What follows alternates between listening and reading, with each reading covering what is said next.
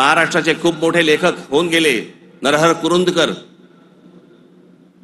त्या कुरुंदकरांच्या एका पुस्तकामध्ये फार अप्रतिम वाक्य आहे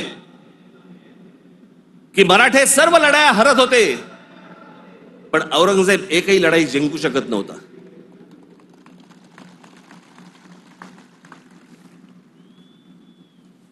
याचं कारण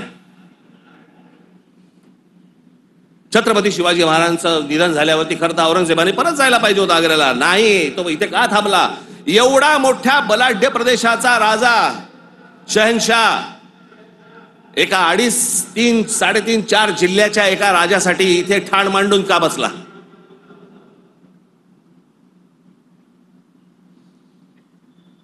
त्याला माहिती होतं छत्रपती शिवाजी महाराजांचं निधन झालंय, मग का ठाण मांडून बसला होता?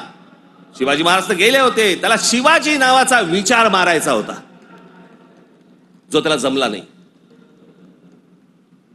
सगळे प्रयत्न केले, सर्व प्रयत्न केले आणि इथे शेवटी मेला. जगाच्या इतिहासामध्ये औरंगजेब वाचला जातो,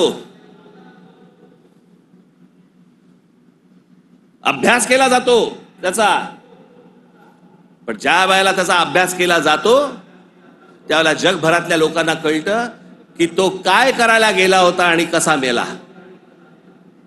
तिथे छत्रपती शिवाजी महाराजांचं नाव येतं जगभरामध्ये. जी कबर आहे ना, जी सजवलेली काढून टाका, कबर नुसती दिसली पाहिजे आणि तिथे एक मोठा बोर्ड लावा, आम्हा मराठ्यांना संपवायला आलेला औरंगजेब इथे आम्ही गाडला गेला.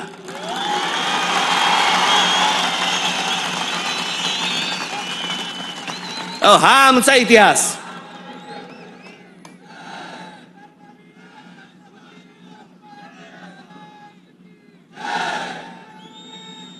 अफजल खान ज्या वेळेला इथे आला, इतिहास कशासाठी वाचायचा? इतिहासातनं बोध घेण्यासाठी वाचायचा. अफजल खान जेव्हा इथे आला त्यावेळेला प्रतापगडावरती मारला गेला खाली, तिथेच त्याची खाली कबर खोदली गेली, तिथेच त्याला पुरला. मराठीत एक फार अप्रतिम जो शब्द आहे ना, पुरून उरीन, तो आहे, तुला पुरीन आणि उरीन.